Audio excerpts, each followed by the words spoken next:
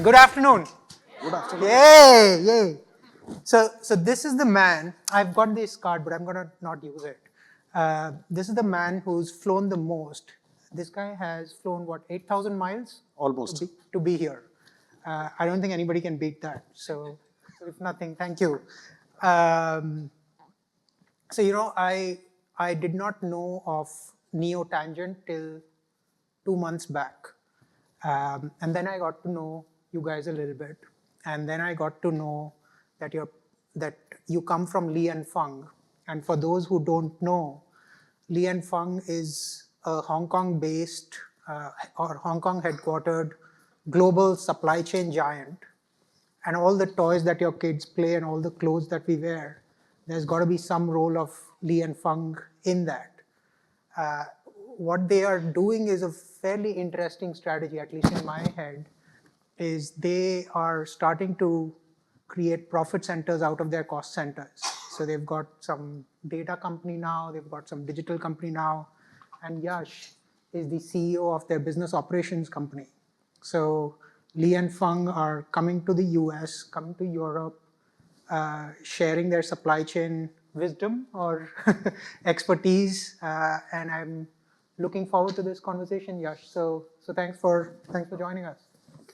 So let me start by tell us what's the thinking behind this whole strategy that Li and Fung that you guys have had on creating a data company, a digital company, and a business operations company.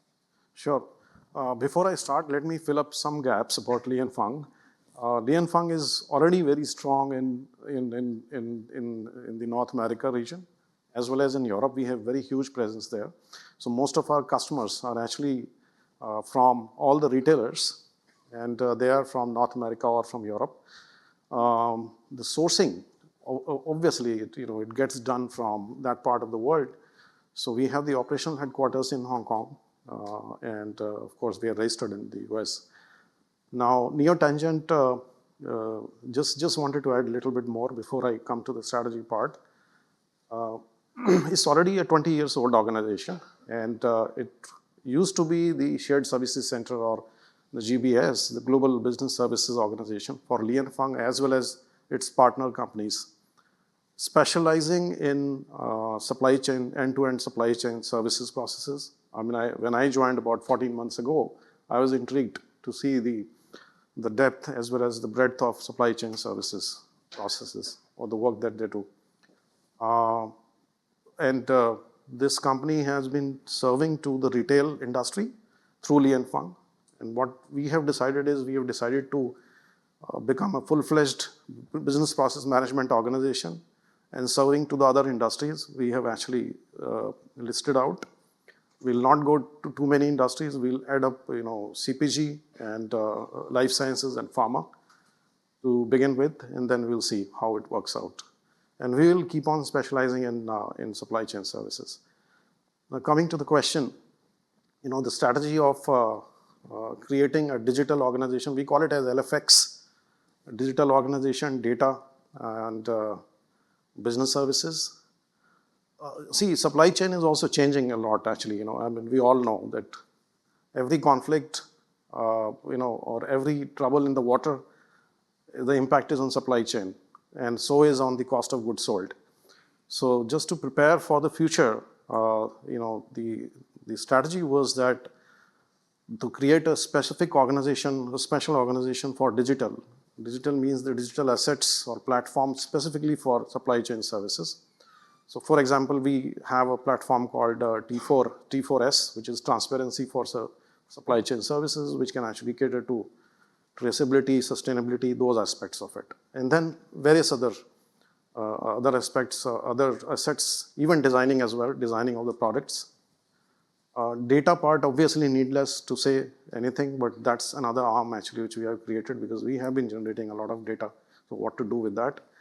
Business services I talked about already, Neotangent, and going ahead with supply chain services, perhaps that's the need of the hour. So that's the thinking, broad thinking about it. Yeah, no, I think supply chain was an operational conversation till 3 years back, and now it's a boardroom conversation. Clearly, and what are some of the, from your perspective, coming from that part of the world, which is an interesting insight, at least for me, and I guess for a lot of people in the room,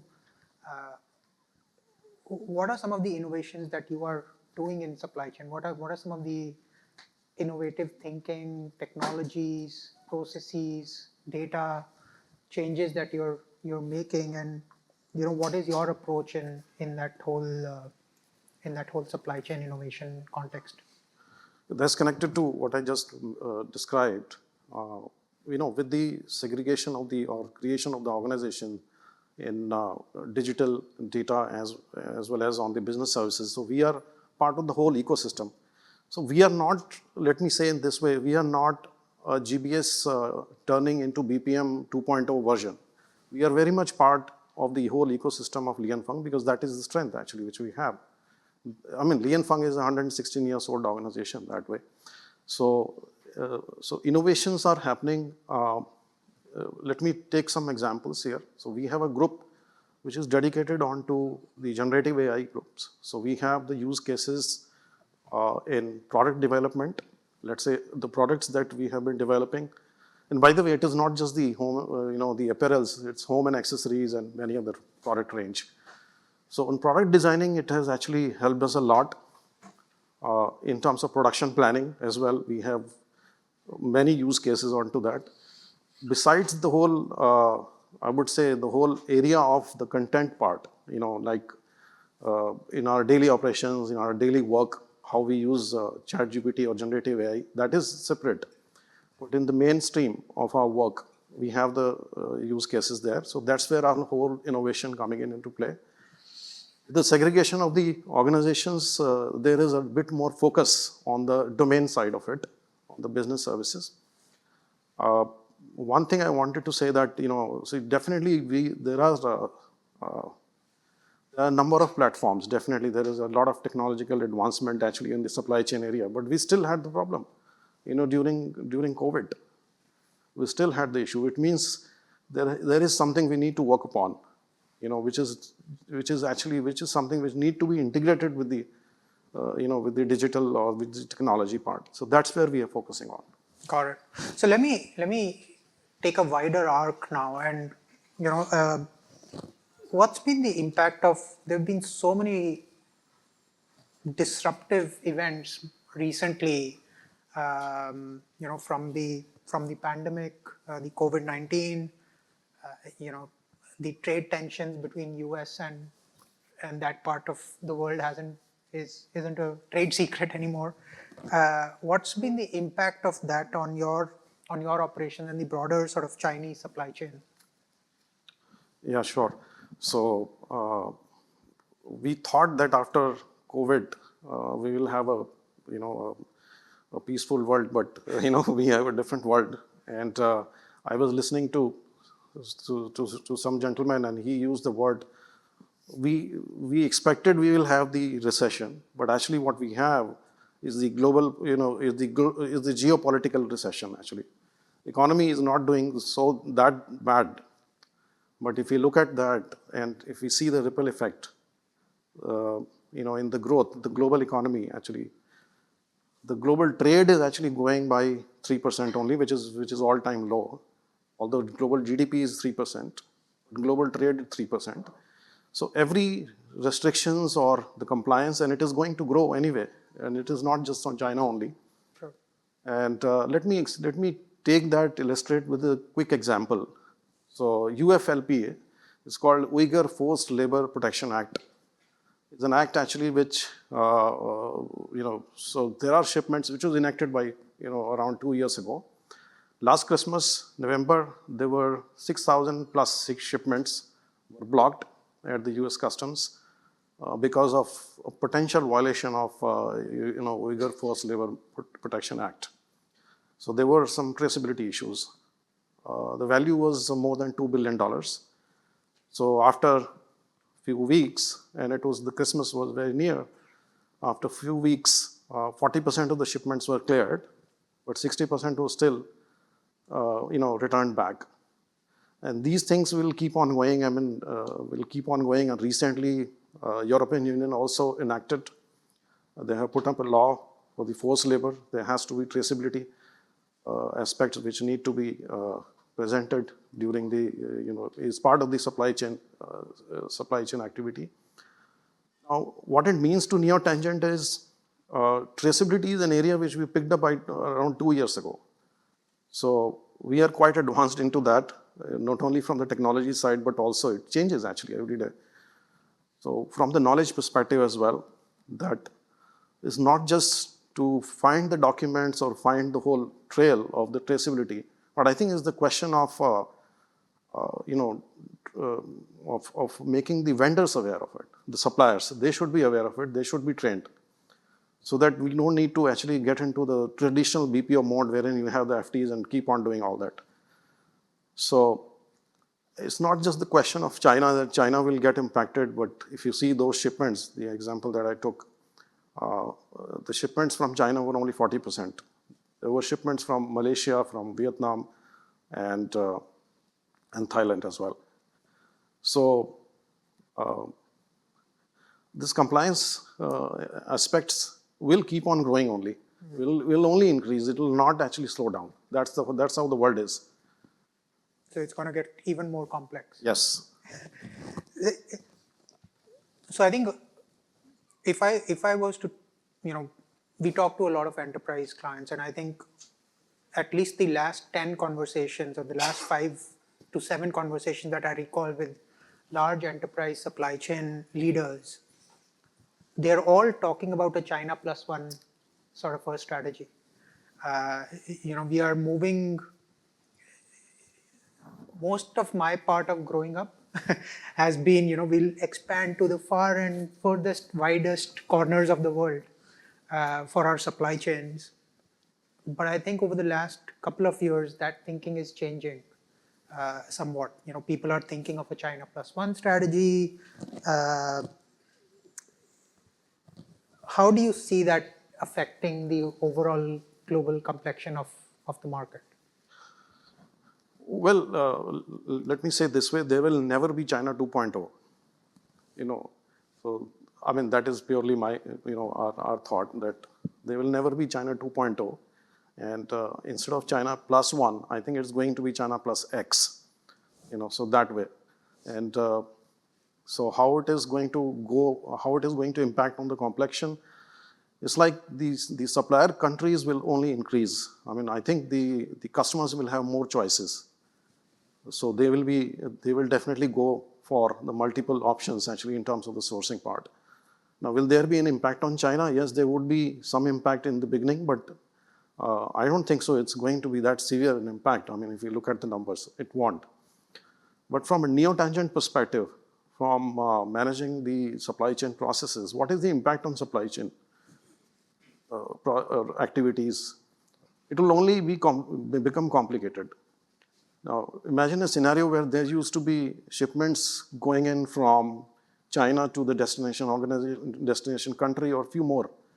But now there will be more and more countries, right? So if you see the number of shipments or different routes is going to be complicated actually, for the fulfillment part.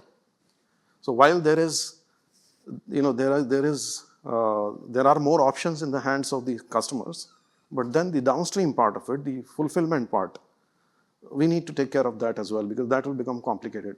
Added with the compliance, added with geopolitical impact, sometimes we have Red Sea, Suez Canal and all. So if you see that way, I'm not putting a scary picture, but this is the thinking behind neo-tangent, that can we actually bring in and put focus onto that.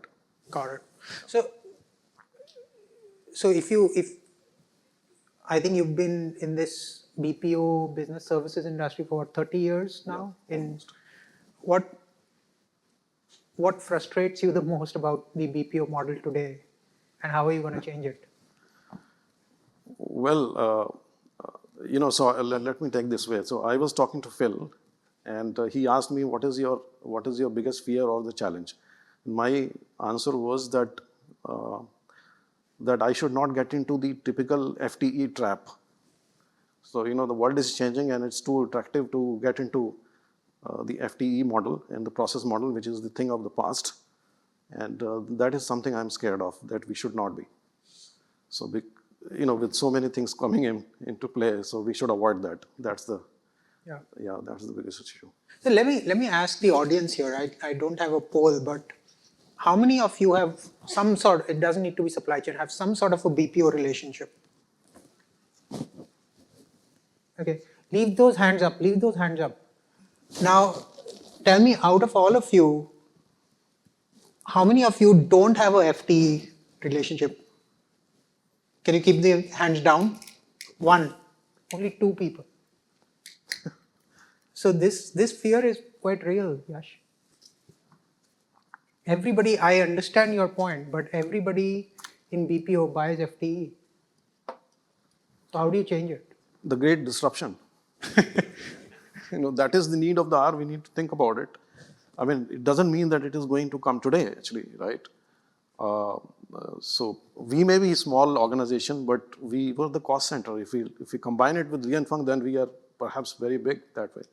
So can we create that disruption? The answer is yes, we will try. And that's our punchline, if you see, evangelizing business processes. We don't want to transform, actually. Good. So we have about 3-4 minutes. Would love to see if you have any questions for Yash. Anybody? I can ask questions all day long. That's my job. My name is Mackenzie. I'm just curious if you've looked at the digitizing customer interaction specifically around qualitative exception management in supply chain. Sorry, can you repeat?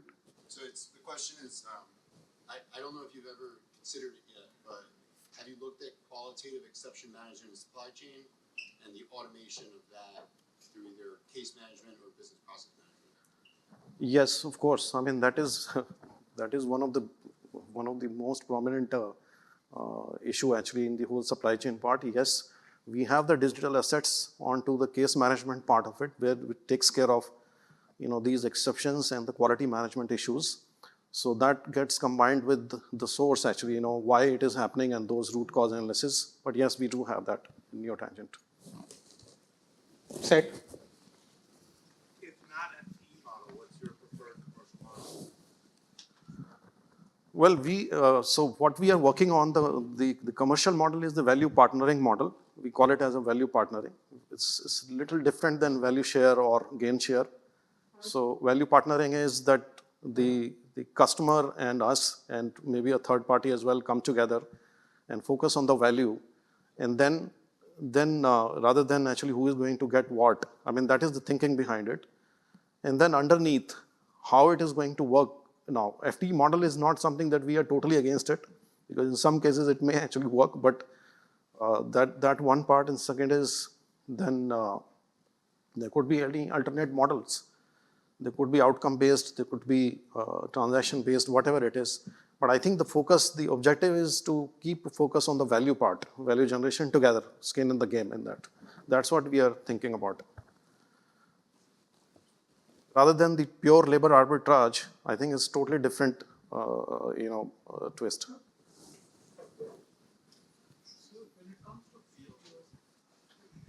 When it comes to BPO, whether it's an FTA model or a value-based, as we are seeing this, the biggest disruption of Gen AI, how do you see the future for the BPO going forward? Because it's going to be a straight impact that I know this is a process outsourcing. And if that process, regardless of the model of FTA versus a value, if I'm able to put it into a Gen AI model, is that a biggest disruptor in a negative way for a BPO, or do you see some positives there? Yeah, I mean so it is basically an outcome whether we like it or not. I mean, definitely it's the biggest disruptor. But I think if we look at BPO itself, actually, so the most common areas of BPO are finance and accounting, transaction procurement, customer service, and maybe HRS as well. But there are very few engagements, and that's what HFS study as well says. There are very, very few engagements which are on end-to-end supply chains. So definitely the usual suspects are these kind of processes which are, or the business areas which are in modern world or today's BPOs. So they are definitely susceptible to this disruption. Now, as far as supply chain is concerned, it is actually not there in the BPO model fully. So we are actually still in the old era wherein the merchandisers are still busy in worrying about their shipment rather than the product. I mean, that's the reality actually. So we have to really decouple those. And the good thing is at least we are living in the generative AI era. So instead of going the older way that go to labor arbitrage model, can we have a new model actually? That's the thinking. All right. Hey, Yash, thank you so much for Thank you. flying all the way here. This was a fascinating conversation. I learned a lot. So thanks a lot. Thank you.